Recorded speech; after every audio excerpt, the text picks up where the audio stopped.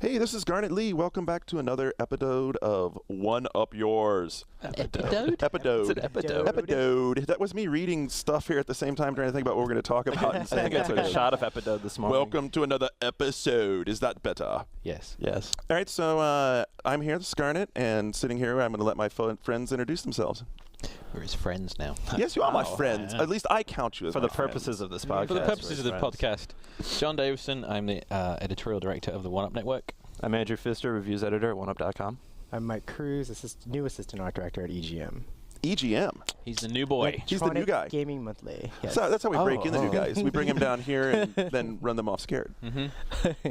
So, you know what? We have the message board thread going now, or actually an entire message board for the show. I'm really happy to see the participation that's already going on there. So I thought let's just jump right in. Let's look at some of the stuff people wanted us to talk about. And so we're going to kick it off. So like the first one, Monkey King was one of the first guys to hop on there and start giving us some ideas. He threw out a ton of ideas. The Monkey King speaks. The Monkey King speaks.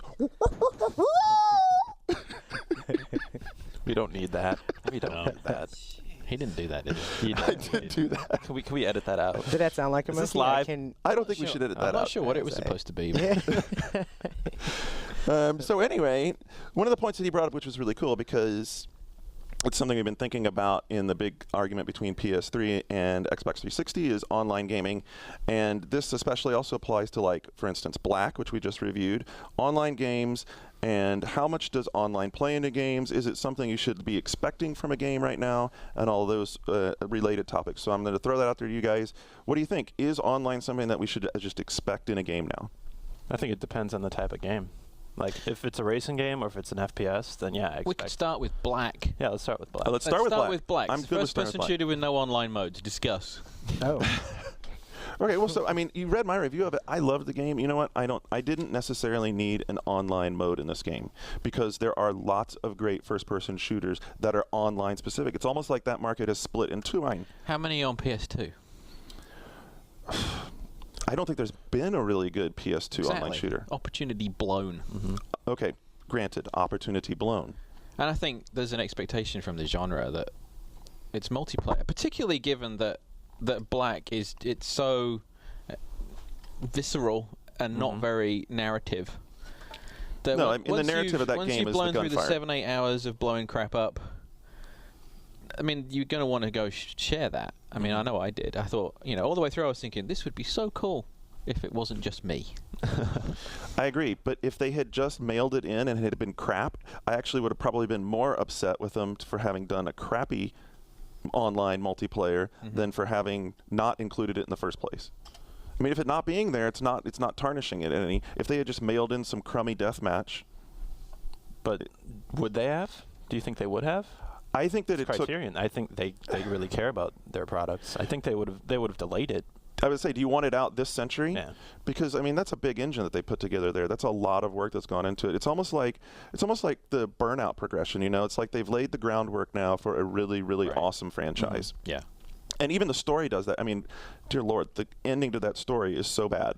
I mean, But what I think- Alex, I love you, but the ending to that story is crazy because you're playing the whole game and you get to the end of it and you go, oh my God, you mean this was a prologue for what the hell we're supposed to actually do for what I thought the game was going to be? Right. But to the King's point, Yes. with Burnout, I mean, the first Burnout was, 5 years ago? Something like that. So to go from Burnout 1 to Burnout Revenge, and now it's got all these great online modes and everything in it, that's good. But to start that process now, I think everyone's expectations have changed. And to launch a game, particularly in this genre, that doesn't cater to it at all, it's almost like, well, you are opening yourself up to criticism. I mean, like you can tell all the people that haven't played it because the first thing that they bitch about is, well, it hasn't got multiplayer in it.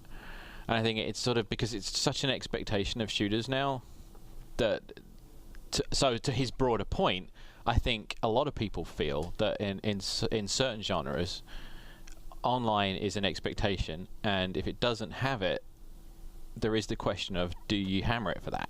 Hammer it, criticize it. Right. Yeah. Is it a point?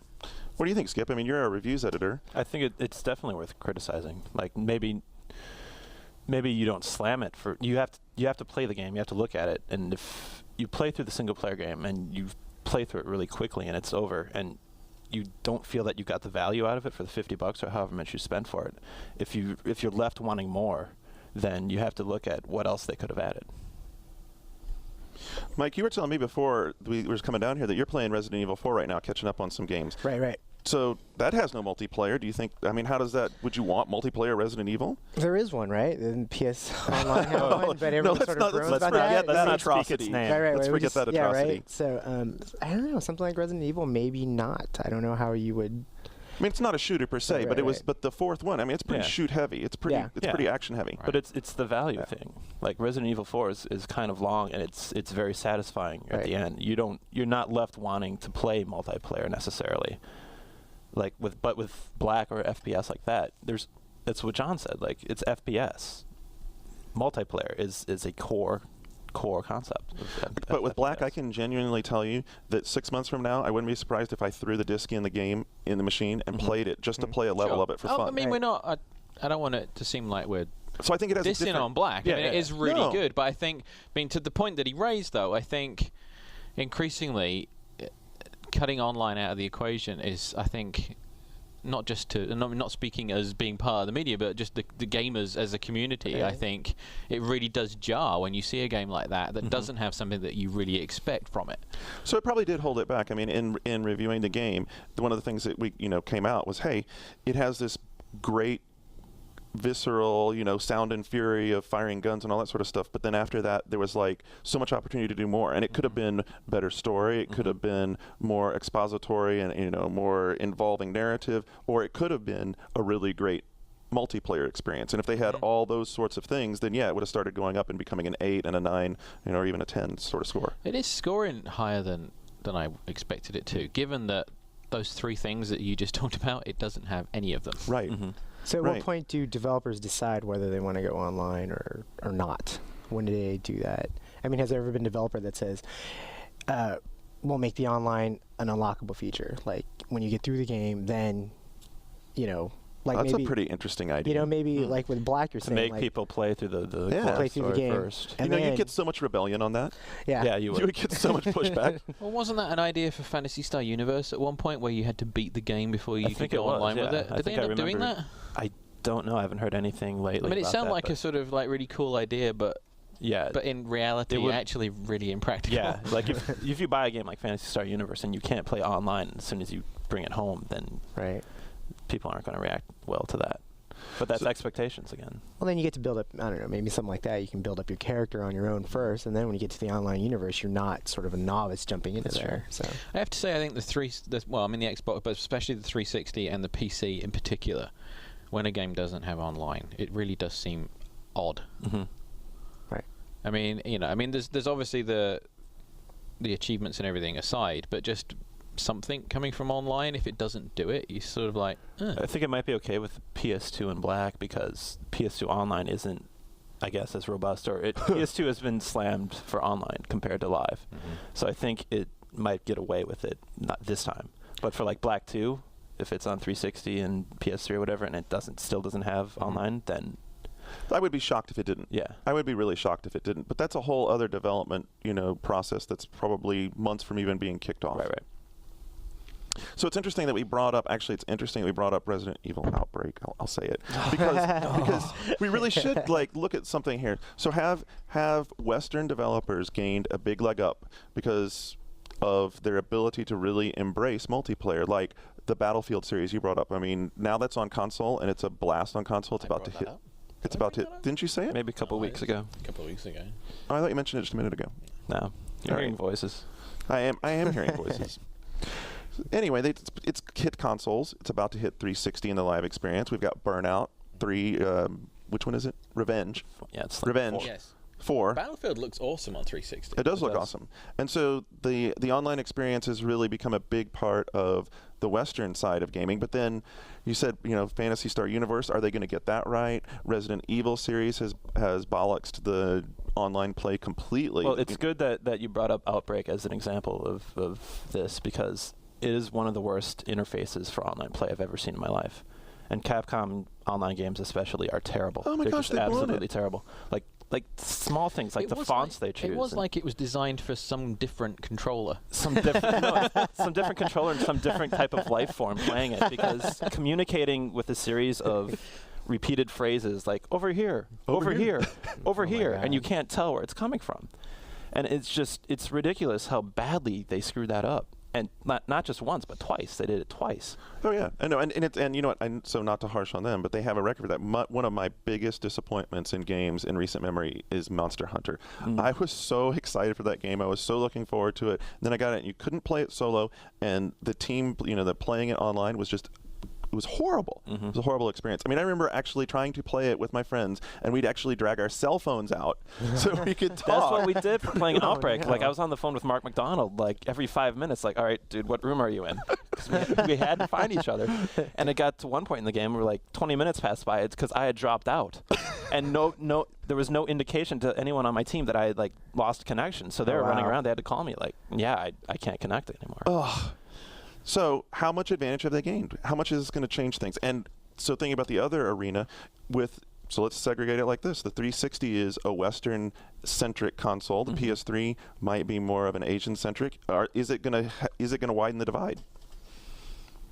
I don't think it can be like that anymore. I mean, I think the difference between the two is that the PlayStation is accepted in all three major territories: Asia, Europe, and America. So Sony actually, I mean, has an argument for doing a global rollout of PS3, whereas Microsoft had no business really doing that because they didn't have any brand loyalty in Japan, and forcing it out there at the same time as the US was to just a group of indifferent people.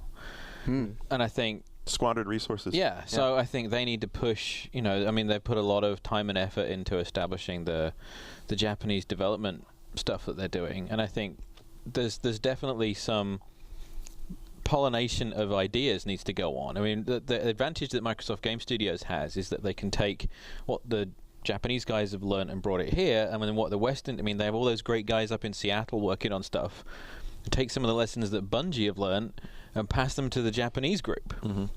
This is how to do it. People hold the joypad this way.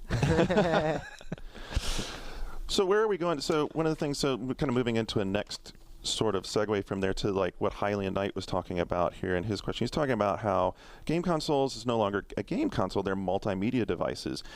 He's, though, very frustrated with that. For example, he cites the PSP.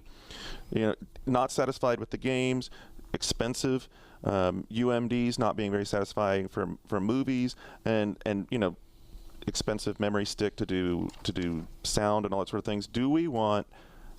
Why is it that we have to have now multimedia devices? First, the worms turned completely. When the Xbox came out, everyone was adamant about saying, no, it's not a Trojan horse for bringing a multimedia device into your house. And now PS3 and 360 are selling themselves as multimedia devices. So everything's a multimedia device. Everything is. Your phone is a multimedia device. I mean, it's like, have I ever watched video on my phone? No. I don't think we need it. There's some interesting rumors kicking around right now. The latest one is that Apple have this big announcement next week on the 28th, and Sony are apparently relaunching Kinect next week. So one of the rumors is that there's some Apple-Sony tie-up coming because they're already in bed together on Blu-ray. So the one of the rumors that I was hearing was that they've looked at the sort of media extender stuff that Xbox 360 can do, and with iTunes owning the music market, one of the big fallbacks on the 360 is it can't read the encrypted AAC files from iTunes. So the big rumor is that the deal between Sony and Apple is that full iTunes integration with PS3, which wouldn't hurt. No, not at all. I'd say but the flip side of that is that, well, they have Kinect, and Sony, like Apple, clings to its proprietary stuff. So the sort of the argument. What's Kinect? Kinect is Sony's iTunes. Okay. And right now it's music and it's lousy. So it's like all the BMG Sony artists, and they're relegated. Beyond that, it's their music store. But apparently they're relaunching it with video, and it's going to be PSP optimized for music and video. But Sony has its own proprietary music format, and history has shown us that they desperately cling to that, and to it's why we've got UMD, it's why Blu-ray's coming. So the flip side of that rumor is, why the hell would they do that? Yeah, it is kind of crazy, right? Yeah. It does seem antithetical to what they do usually. But Blu-ray is something where there's a connection point between those two companies, and let's face it, both Sony and Apple have a hard-on for Microsoft. Yes, for sure. So kind of united against a common foe.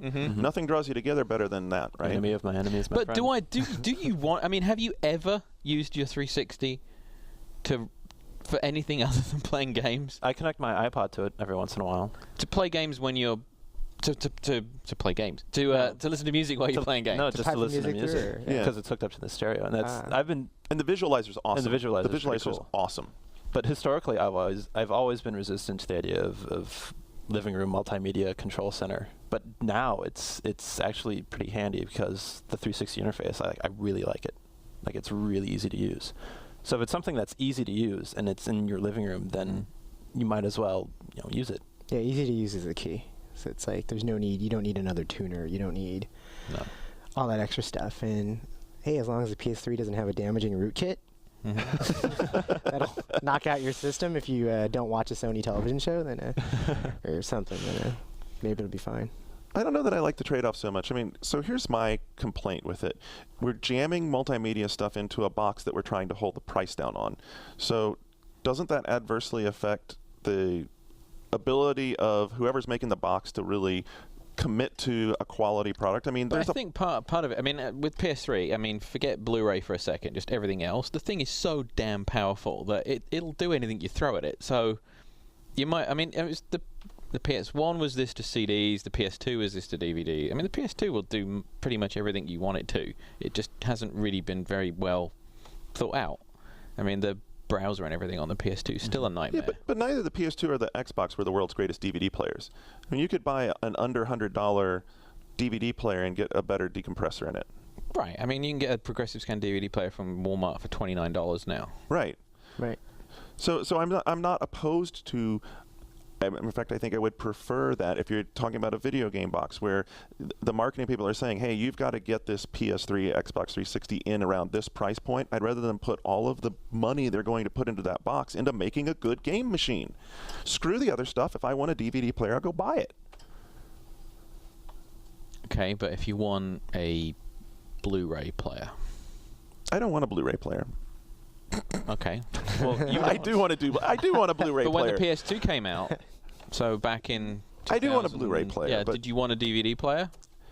I already had a DVD player. Okay, but if you didn't, if I didn't, it yes, was I it would was like it one. was $300-400 for a DVD player or $300 for a PS2. It worked quite nicely for them. Yes, it did. Yeah, so I get that point. I'm just saying I would rather. So you're saying this is kind of like the entry drug sort of thing. If it comes at the end of the early adoption phase, if all the early adopters have done it already, and then you get to that point where the mass market is like, how I want this. I want a DVD player. I want a Blu-ray player. How am I going to get it for cheap? And how am I going to, or not just cheap, but how am I going to get it with extra features? And it's in the PS3, and it does all this other stuff. So all these guys with $400 been burning a hole in their pocket go to their wives and say, we can buy a PS3 and it's a games machine, it's and I can play my music through it, and it will play HD movies. And that's a very good phrase. All this other stuff. You just say the phrase "all this other stuff" on the box, and people will buy it. They're still co-opting my game machine as an entry drug for whatever else they're selling, and I don't necessarily. I sort of agree with what Highland Knight's saying here, which is I don't need that other stuff. Make me a great gaming machine, and have every dollar that I'm spending go towards that. Works for Nintendo. It does work for Nintendo, and that's really the focus of taking on Revolution, I guess. And the DS. And very good. It's also this kind of focus. So it's worked for them. Can they win with that strategy? No, but they can carve out their own successful, profitable area, which they've done. Well, wouldn't that be a win? Sure. I mean, I guess it kind of depends how you define win. Yeah. They're not going to beat Sony, like, just in market share, but. Okay, so if you're going to build a multimedia machine, don't you have to support it too? Because so here, one of the things that Highland also brought up was the whole business of UMDs. Weren't they going to originally make a home UMD player?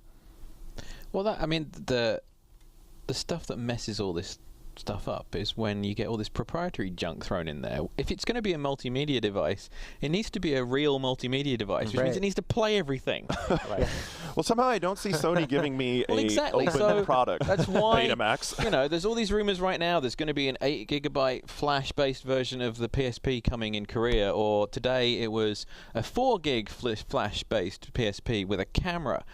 And the flip side of that is, why would, I mean, Sony wants to sell UMDs, and they've just admitted that they're not selling as many as they wanted to, and they've identified the reason for that is because people are downloading stuff and putting it on memory sticks. So for them to do an 8 gig flash memory PSP is saying UMD doesn't work. And that's very contrary to defeat. The reason people culture. aren't buying UMDs is that if you want to watch a movie, you're going to watch it at home on your home theater. You're going to buy the DVD for half the price of the UMD.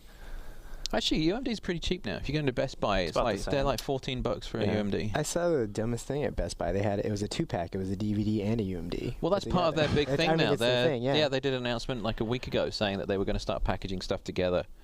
When they first announced the UMD format, I knew that it eventually had to happen. And I can buy the DVD, compress the thing, put it on a memory stick, and watch it on my which PSP. is sort of, you know, I mean, so what could happen is UMD gets relegated to just being the game delivery system and everything. I mean, but people are used to that. I mean, look at the iPod. And presumably when Kinect relaunches next week and it's going to have all this video content on it, I mean, it's, you know, you can't write to a UMD. It's got to go to a memory stick. So, I mean, everything is shifting that way. People want on demand. And this is where Microsoft are coming from. And ultimately, physical media is going to be irrelevant really soon. Because if you want something, you're going to go online and you're going to download it and stick it on whatever memory the device is, and it's going to be transient. It's like, this is what I want right now. So you emphasized really soon. You think for them? I mean, why do you think the 360 has a DVD drive in it? It's because eventually it's going to be the hard drive that's the important part of that box. So their philosophical approach, that's interesting, I hadn't actually thought that out. So their philosophical approach was, you know, screw worrying about HD DVD and Blu-ray, because that's not important for getting the game content here. We're going to be broadband, we're just going to put it on the hard drive. So you can do, I mean, they've not said this, but you deliver the core, the equivalent of Steam or whatever, as a packaged product, and then it pulls in the content from online. I mean, you know, Bill Gates has talked about this stuff, and, you know, they're talking about HD DVD and stuff, but their long-term strategy is everything online, because the idea of distributing this stuff in a box and manufacturing it and sticking it in a truck and sending it somewhere and then wanting to change it while it's on the way, it's just primitive. But how big of a hard drive are you going to need? It's going to need to be huge. It has to be huge. Not just the games, but all the HD video stuff you want to get, or music you want to get. It has to be absolutely. So we're not there yet, but I think the everything's in motion on that, and I think, you know, this generation, I think the sort of, you know, everyone's talking about wanting to go episodic with games. Warren Spector on the One Up Show last week. I mean, this all speaks to the same thing. You sell the core, the thing that bolts everything together, and then you deliver the gameplay and the experience in chunks. That's, you know, if that works for them, it'll be a very big paradigm shift they've managed to pull off. Right. It'll be a very big shift. So we were talking about being able to put so much stuff into a machine so that you could go home to your significant other or whomever, rationalize the price of it. BuckyBit brought up the whole point of older gamers. He says he's 38. Bucky, I think 38's a great age, by the way. 38 is about when you actually start getting to enjoy games. And it's funny because right off he says, well, it's a non-issue. Well, it is really a non-issue because, you know, hey, I think most of us around the table here are fairly above our teens. So what do you guys think? I don't really take anything about it anymore. I mean, I used to. When I got out of college as a landscape architect, I thought that was what I needed to do to be like respectable or whatever. You know, whatever. I got over that a couple years ago. Yeah, it took me much longer. My entire life. So what was the question? Yeah, what's the point of contention? It's really funny. I don't know if there is a point of question other than that. Why do age? Hooray! Or has the games business grown up? Why do we feel that? So if part of what we need to do with a multi-function unit is be able to sell it to people for something other than video gaming, why do we need to do that? If video gaming has grown up, why do we need to sell it? We're nearly there. We need one more generation to go through, because right now there are still people who didn't grow up with it in positions of influence, which is why we're seeing the sort of, you know, the constant political pushback on video games and the constant sort of like scaremongering on video games is because there is a generation ahead of us that just fears it. When we're the older generation and we lived through it from when we were young, and the previous generation have seen it since birth, basically, then it's not unfamiliar and it's not scary. And I think that's when the games industry will grow up, because it's accepted as you know, that other form of entertainment. Do you think publishers are going to be able to turn and move that direction fast enough? Will they be able to? I don't think they need to. I think you just keep making games, because then all of a sudden you're not focusing on the 18 to 34 demographic. You have this everyone has grown up knowing that video games are out there and they're fun, and you have to start. It's like what we talked about women gaming last week. It's like there will come a point soon where we can stop talking about it like it's something separate. The industry doesn't have to force this change to happen. It's going to happen. It's natural evolution. There are exceptions right now, but you know, Sony isn't going to go and force every 60-year-old to play video games. But when we're 60, we'll be playing video games. As best we can, you know, as best we can. We'll busting out the Geritol, and then, you know, Revolution controller will be really great. The Revolution. That's true. The Revolution controller would be really great. I'm for sure that the cure for arthritis will come out by then. Yeah, so it's funny. I've actually gotten to where I enjoy gaming much more now than I did even 10 years ago, because at that point I was still young and I still felt that sort of thing about, you know, worried you're about. Comfortable with your taste now? Yeah, it is. It really is. You know what you don't like, and it doesn't matter that it's not a populist thing.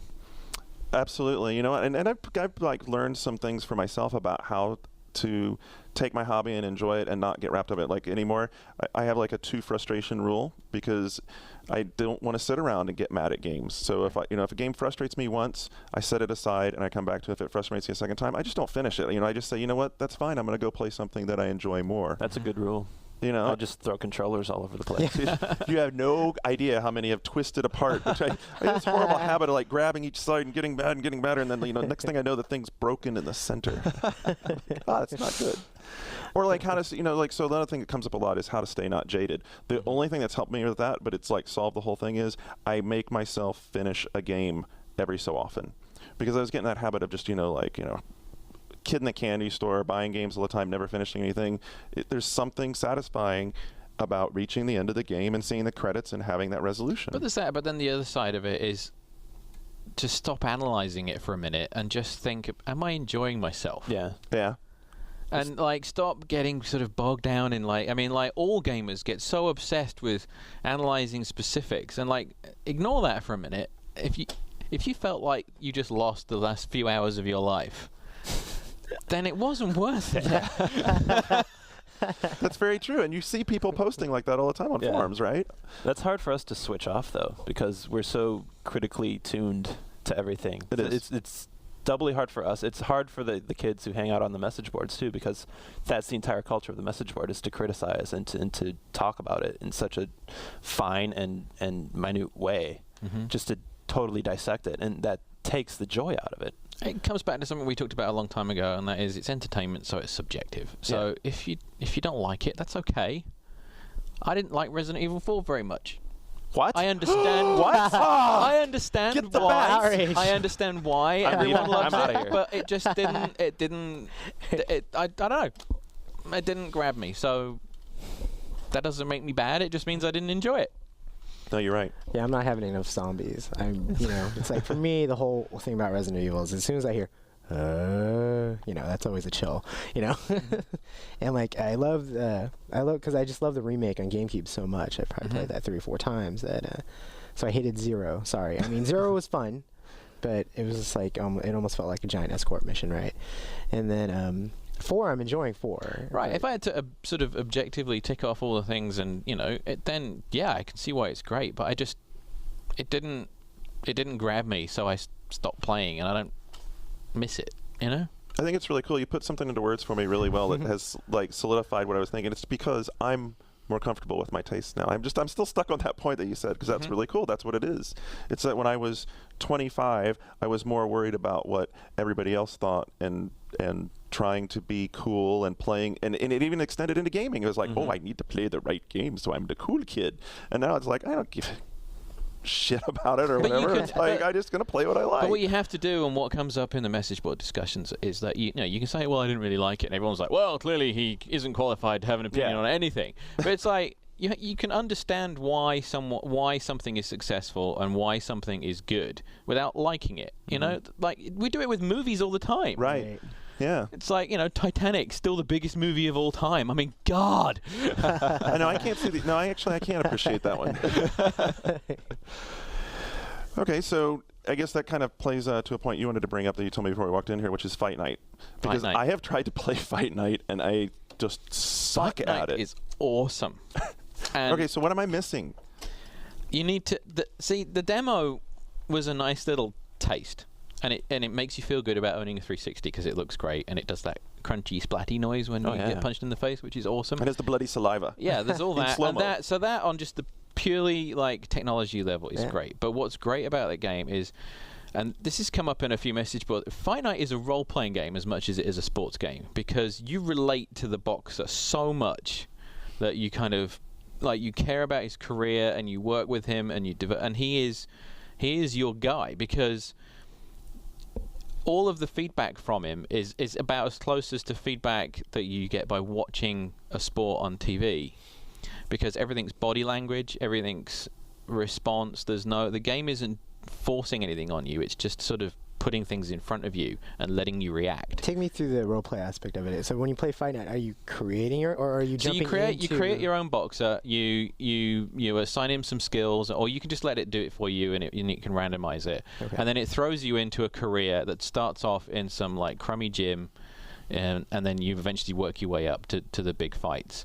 So you sort of get to know him through the fights and his style, and you help him evolve, and you have trainers, but then you get to a point where you start to see how he responds in a fight. And because boxing is a lot more tactical than a lot of fighting games, and you have the time to do it, you start to really, between the way he's responding and the way your opponent is moving, and there's the ESPN commentary and what your trainer is telling you, it's like being around the real sport. And it actually, I don't particularly like boxing, but I have an appreciation for it now because of that game. Right. That you can see that it's a lot more nuanced than I think a lot of people give it credit for. But I think a lot of people won't get to see that because it's boxing.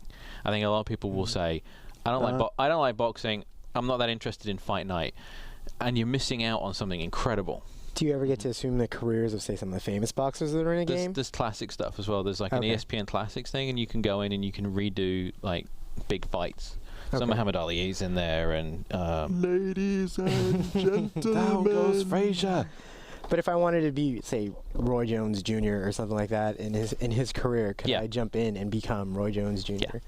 Okay. Yeah, Muhammad Ali beat the crap out of him when I was playing. Awesome. Because I was playing Roy Jones Jr. I lived in Texas for a while. I was playing Roy Jones Jr. Pound for pound. No, I'm just joking. Yep, and he was pound for pound pounded in the face. but it's a really interesting game, because I think that, forget the graphics and the sound, I think the experience is what's truly next gen about that game, and it's the way it communicates things to you, the way that you interact with it, the way that you relate to it. They're all things that don't happen very often, and I think if you can do it in a boxing game, the potential for something else is enormous. Yeah, if you could strip away all that stuff from other games, like the HUD, could you take the HUD off of an FPS and still have? I don't know. I was thinking about the other part, the career part. I'm thinking to myself, if they could ever do that and make it work in a NASCAR game, then I would be a believer, because I can't imagine. But then again, maybe so. I mean, I don't know. It's very good.